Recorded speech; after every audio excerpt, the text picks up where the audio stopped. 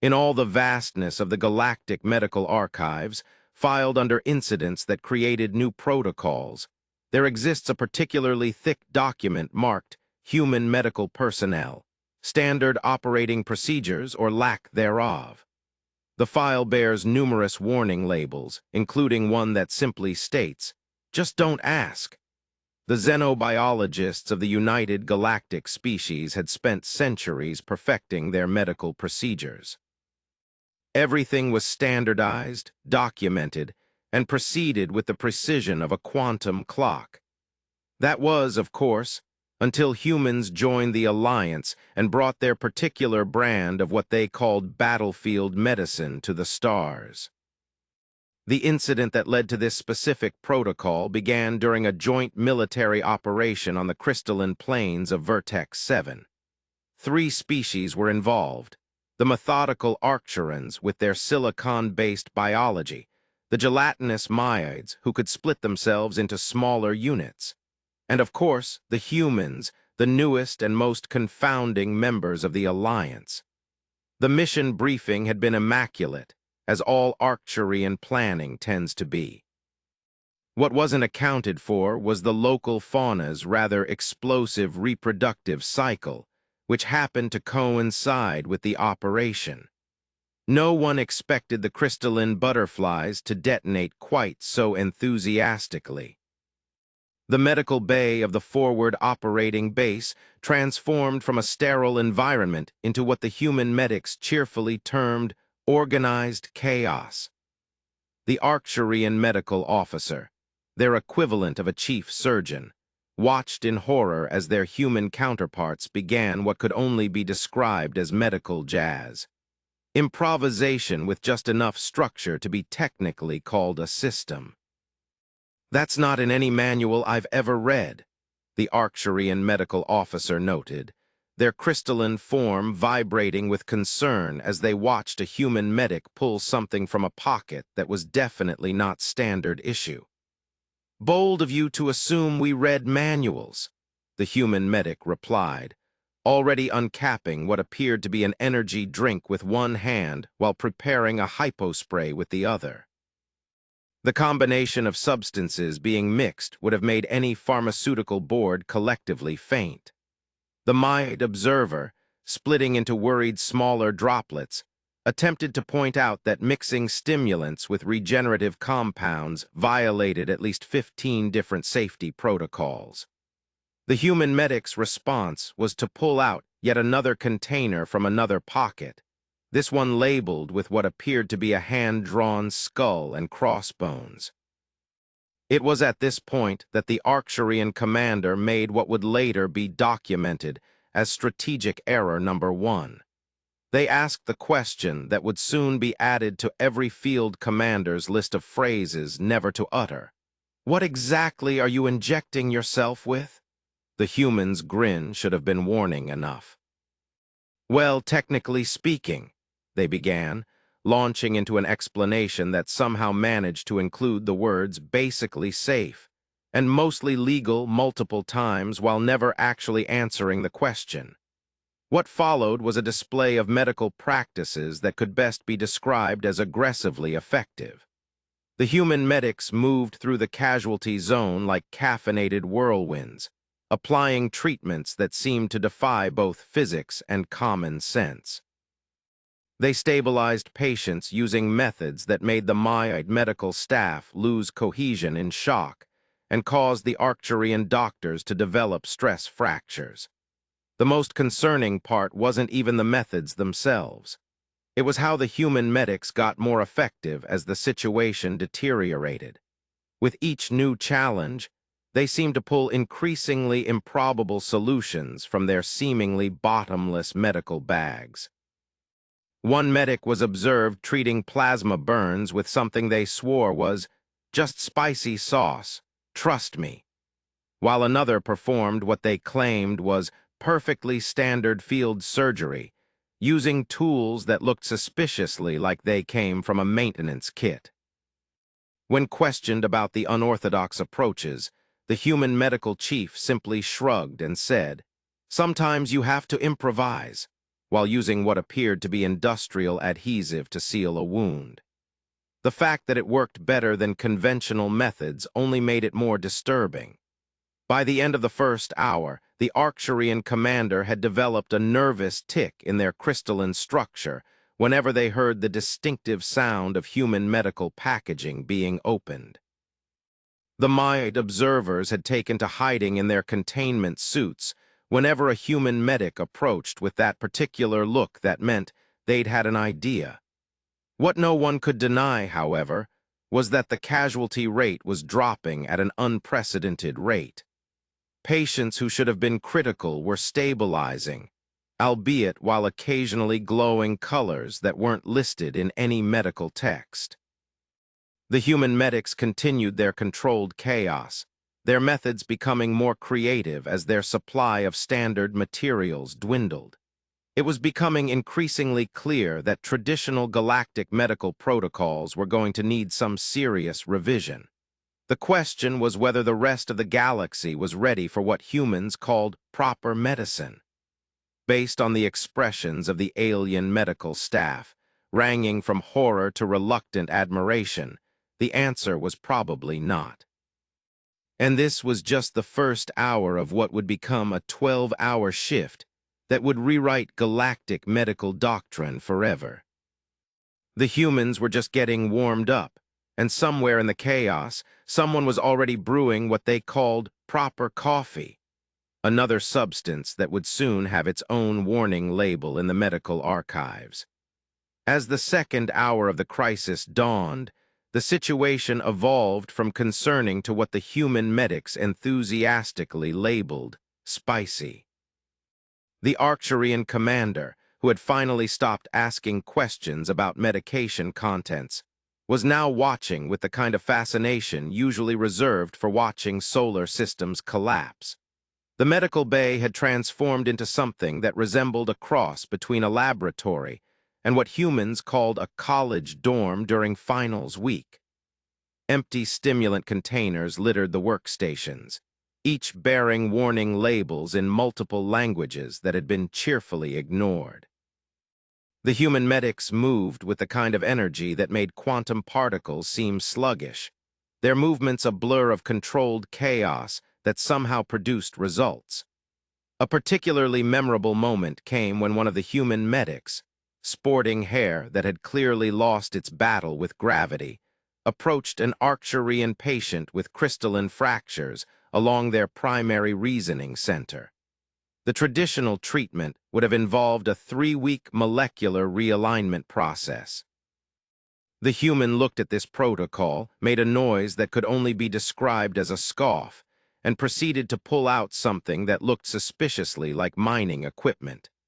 "This might tingle a bit," they announced, wielding what appeared to be a modified sonic resonator. The Arcturian medical staff began to protest, but their words were drowned out by a humming noise and the sound of rapidly realigning crystal matrices. 5 minutes later, the patient was not only conscious, but solving complex equations faster than before the injury. "How?"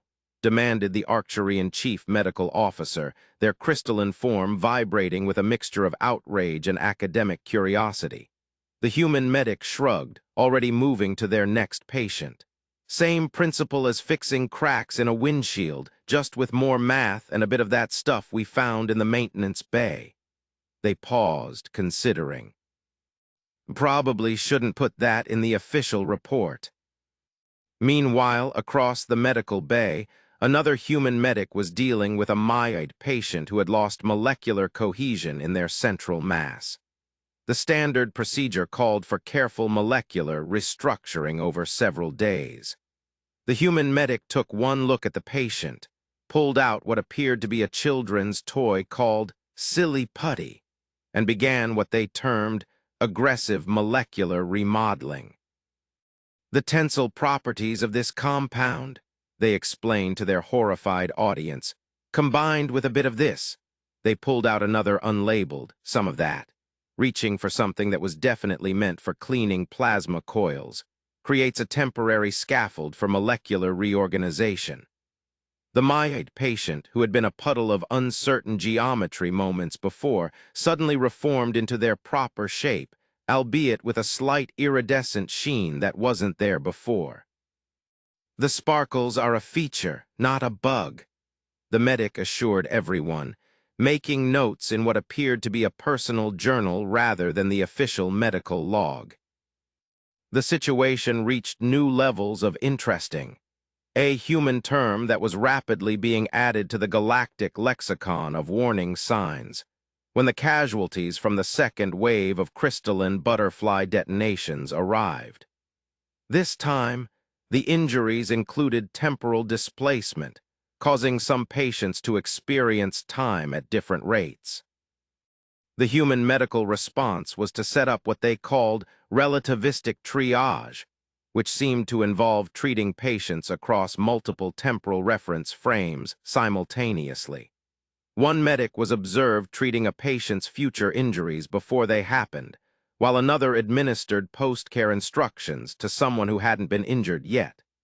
"Time is more of a suggestion anyway," explained one medic while simultaneously treating 3 temporally displaced patients. They had rigged something that looked like a cross between a chronometer and a coffee maker, using it to synchronize treatments across different time streams. Besides, if you think about it, all medicine is time travel. We're just being more direct about it.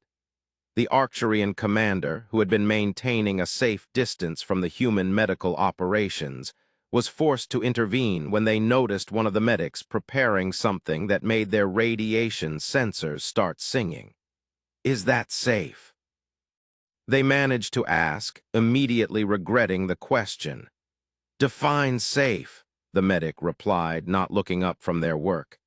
"Is it safer than letting the patient's cellular structure unravel across 7 dimensions? Probably. Will it make the incident report interesting reading? Definitely." By hour 6, the human medics had established what they called a groove, which appeared to be a state of heightened efficiency achieved through a combination of sleep deprivation, chemical stimulation, and what they termed vibing with the chaos. Their methods had evolved from merely unorthodox to what the Arcturian medical historian would later describe as aggressively innovative. One medic had created a temporary organ replacement system using parts from a food synthesizer and what looked suspiciously like a gaming console. "The processing power was just sitting there," they defended when questioned. "Besides, the haptic feedback makes it more intuitive." Another had developed a new method of treating quantum entanglement injuries by using what they claimed was basically just really spicy noodles and some stuff from the engine room. The fact that it worked better than conventional treatments only added to the growing sense of confusion among the alien medical staff. The human medical chief, now sporting a coffee stain that somehow formed a perfect fractal pattern on their uniform, had taken to giving impromptu lectures on what they called field expedient solutions. These lectures often started with phrases like, "So technically this is forbidden by several international treaties, but," and ended with results that defied both explanation and physics. The breaking point for many came during hour 8, when a human medic successfully treated a case of dimensional phase shifting using a combination of consumer electronics, 3 different energy drinks, and something they refused to name, but described as probably legal in at least 2-star systems. "The thing about emergency medicine," they explained while calibrating what appeared to be a modified toaster, "is that everything is a medical tool if you're creative enough and the situation is dire enough. The real trick is knowing which regulations can be bent and which ones are more like guidelines." This philosophy was put to the test when a new batch of casualties arrived, this time suffering from temporal feedback loops caused by the crystalline butterfly's defense mechanisms. The human medic's response was to set up what they called a temporal triage tent, which seemed to operate under its own set of physical laws. Time is more flexible than most people think, one medic commented while treating a patient who was simultaneously present in 3 different temporal states. The trick is to not think too hard about it and just focus on the fact that biology usually wants to work properly if you give it the right nudge. The right nudge, in this case, involved a device cobbled together from a chronometer, 2 medical scanners, and what appeared to be a personal entertainment system. When questioned about the safety protocols for such a device, the medic just laughed and said, "Bold of you to assume this follows any known protocols." As hour 10 approached, the human medics had achieved what they called peak performance, a state that the alien observers found both fascinating and terrifying. Their movements had become almost prescient, treating injuries before they fully manifested and solving medical crises with solutions that seemed to violate several laws of physics. The Mayan medical staff had given up trying to document the human methods, as their standard classification systems simply didn't have categories for most of what was happening. One particularly frustrated Mayan researcher was observed creating new classification terms that included quantum improbability medicine and chaos theory healing. The Arcturian commander, who had started the day as a skeptic of human medical practices, was now taking notes with an intensity that suggested either profound professional interest or the early stages of a nervous breakdown. Their crystalline structure had developed several new facets, each seemingly dedicated to processing a different aspect of the ongoing medical chaos. The humans, they noted in their personal log, appear to operate on the principle that if something works, it's medicine, regardless of whether it was intended for medical use, or, in some cases, intended for use in this dimension at all. The medical bay itself had evolved into something that defied standard spatial organization. Equipment had been reorganized based on what the humans called practical efficiency, which seemed to involve placing things where they would be needed before anyone realized they would be needed. One corner had been designated as the probably stable zone, where patients whose treatments defied conventional medical understanding were monitored by equipment that had been modified far beyond its original specifications. Another area had become what the humans called the innovation station, which the alien staff had unanimously agreed to avoid after witnessing what happened when human medics had ideas.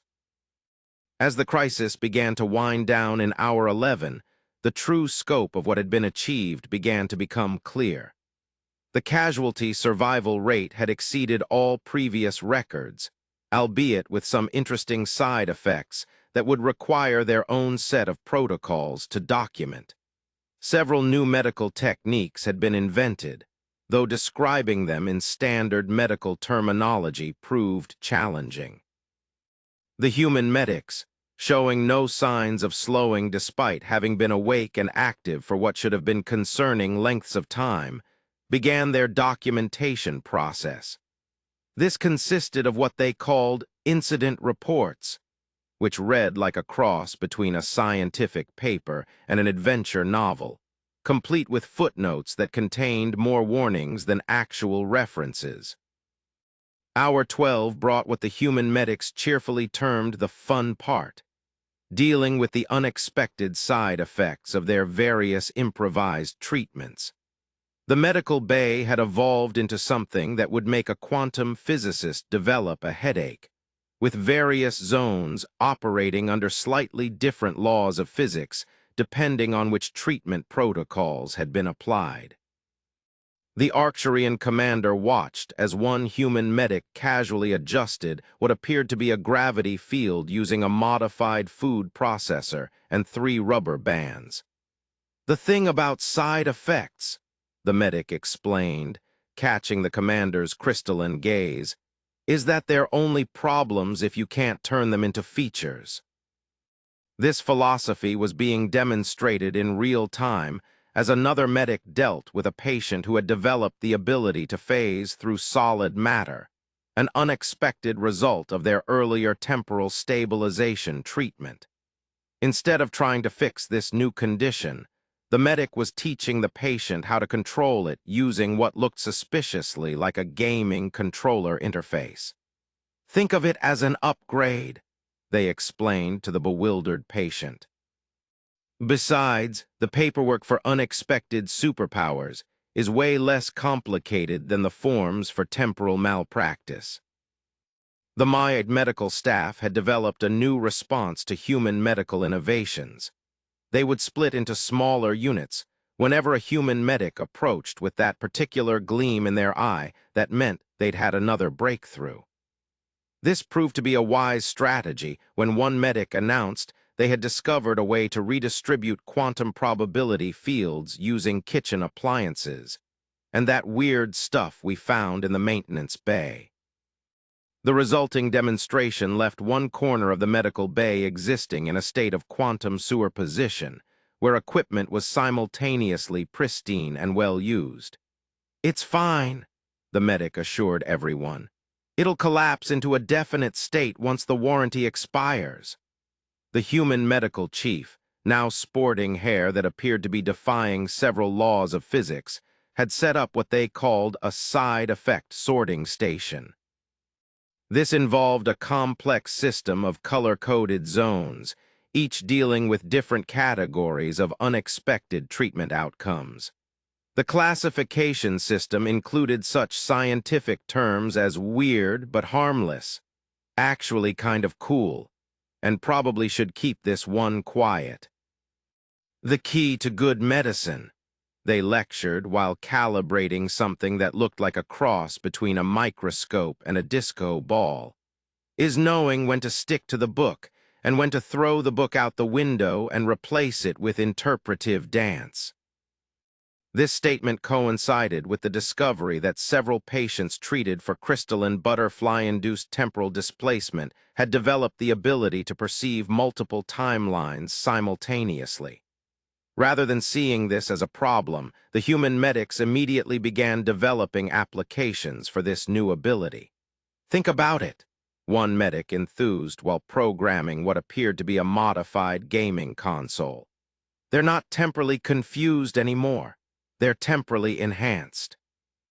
We're not violating causality. We're expanding it." The Arcturian medical staff, whose entire training was based on precise, documented procedures, watched in a state of crystalline shock as the humans effectively rewrote several fundamental principles of medicine through what appeared to be a combination of caffeine-fueled inspiration and complete disregard for conventional limitations. A particularly memorable moment came when a human medic successfully treated a case of dimensional instability by creating what they described as a probability anchor, using 3 different brands of energy drinks, a quantum scanner, and what looked suspiciously like party decorations. "The multiverse responds to vibes," they explained to their stunned audience. "And sometimes you need to convince reality that your preferred outcome is the most aesthetically pleasing option." The documentation process for these new procedures proved to be its own challenge. The human medic's reports included such precise medical terminology as "wiggle it until it works" and "add the sparkly stuff until the readings look happy." The Arcturian archivists would later spend months trying to translate these into standardized medical language, ultimately creating several new categories of medical procedures. As hour 14 approached, somehow time had become somewhat flexible in the medical bay. The human medics began what they called the stabilization phase. This involved ensuring that all their improvised treatments would continue functioning after they inevitably crashed from their enhanced state of consciousness. "The trick," one medic explained while adjusting what appeared to be a temporal stability field generated by a coffee maker, is to make sure the weird stuff we did keeps working even when we're not actively defying the laws of physics. This process involved creating what the humans called maintenance protocols, which seemed to be a combination of actual medical procedures, and what one medic described as vibing with the quantum field until it agrees to behave. The resulting documentation included diagrams that seemed to change depending on who was looking at them, and footnotes that occasionally predicted their own future revisions. The Maya observers, who had finally gathered enough courage to approach the human medical stations, were fascinated by the way the improvisations were being standardized. One human medic was creating what they called a user-friendly interface for their temporal manipulation device, which somehow involved using video game controllers and what looked like a modified karaoke machine. "See, the thing about temporal manipulation," they explained while programming color-coded buttons, "is that it's actually pretty intuitive if you stop thinking about it as time travel and start thinking about it as cosmic interpretive dance." The Arcturian commander, whose crystalline structure had developed several new facets dedicated to processing human medical logic, was carefully documenting everything. Their notes included such observations as, "Human medical innovation appears to operate on principles similar to their concept of jazz, structured chaos with occasional moments of accidental brilliance." One particularly interesting development came when the human medics discovered that their various treatments had begun to interact with each other in unexpected ways. Rather than seeing this as a problem, they immediately began mapping what they called synergy zones, areas where different improvised treatments created new and interesting effects. "It's like mixing paint," one medic explained while adjusting what appeared to be a gravity field using a modified food processor. "Except instead of colors, we're mixing quantum states and probability fields, and sometimes we get glitter." The glitter in question turned out to be a visible manifestation of quantum probability waves, which the human medics immediately began using as a diagnostic tool. "If it sparkles, it's working" became an unofficial motto, much to the horror of the conventional medical staff. As the situation stabilized, the human medics began compiling what they called their greatest hits, a collection of the most successful, or at least most interesting improvisations from the crisis. This document, which would later become required reading for all field commanders, included such chapters as why energy drinks are actually medical supplies and temporal paradox first aid, a beginner's guide. The Maya medical staff, who had begun to adapt to the human approach with remarkable flexibility, started creating their own classification system for human medical techniques. Categories included probably won't break reality, might break reality, but in a useful way, and don't try this without a human present. As hour 15 drew to a close, though time measurement in the medical bay had become more of an art than a science, the human medics began what they called the normalization phase. This involved gradually reducing the level of reality-bending innovation while ensuring all their improvisations continued to function within somewhat normal parameters. "The key," the medical chief explained while adjusting what looked like a disco ball covered in medical sensors, "is to make the weird stuff look official enough that nobody questions it too closely. That's why we add blinking lights and professional-looking labels to everything." The resulting medical bay was a testament to human ingenuity and the flexibility of universal constants when properly motivated. Equipment that had started the day as standard medical gear had evolved into devices that defied conventional classification, yet somehow worked better than their original versions. As the crisis entered its final phase, the true magnitude of what the human medics had accomplished began to sink in. The medical bay had transformed into what one Arcturian observer termed a monument to controlled chaos, where every piece of equipment had been modified, repurposed, or completely reimagined. The final count revealed 0 casualties, though the definition of normal health had to be somewhat adjusted. Patients exhibited various interesting new features. Some Arcturians now sparkled under certain light frequencies. Several myoids had developed rhythmic color-changing patterns, and everyone treated for temporal displacement could now instinctively solve complex equations. Think of it as a complementary upgrade package, one human medic suggested while finalizing their reports. The documentation process itself became a fascinating exercise in creative writing, as they attempted to describe their methods in terms that wouldn't immediately trigger every medical board's alarm systems. The Arcturian commander, their crystalline structure now permanently altered from exposure to various probability fields, began compiling what would become known as the Human Medical Directive. Its first and most important rule: never interrupt a human medic who appears to be violating the laws of physics. The laws of physics will adapt. Your intervention may not. The medical bay's new normal included a temporal stabilization field maintained by what used to be the breakroom coffee maker, several zones where probability functioned more efficiently, a quantum uncertainty dampener built from spare parts and what appeared to be party supplies, and various devices that worked perfectly but defied explanation. As the human medics began their final checks, the myoid medical staff presented them with a newly created category of medical achievement: technically successful through incomprehensible means. This would later become a standard classification in galactic medical records, used exclusively for human medical procedures. Conclusion: the incident on Vertex 7 changed galactic medicine forever.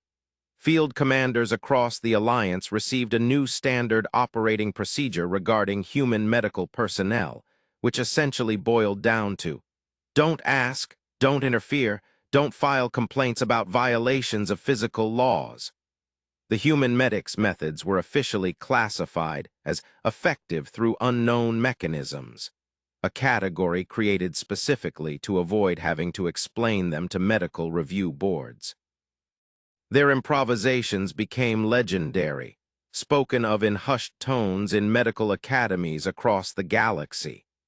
The most lasting impact, however, was the unspoken agreement among all species. When human medics start pulling unknown substances from their pockets and grinning, the only appropriate response is to step back and trust that whatever happens next will be, at minimum, interesting and, at maximum, revolutionary. As for the infamous medical reports from that day, they remain sealed in the Galactic Medical Archives, marked with a simple warning: contents may cause spontaneous reality adjustments. Read at your own risk. Coffee recommended. And somewhere in the vastness of space, human medics continue their work, armed with official supplies, unofficial modifications, and the universe's most comprehensive collection of probably legal medical innovations. The laws of physics have learned to be flexible when they're around, and the galaxy has learned to simply accept that sometimes the best medicine doesn't follow the rules. It rewrites them. After all, as one human medic famously noted in their final report, if it looks stupid but works, it isn't stupid.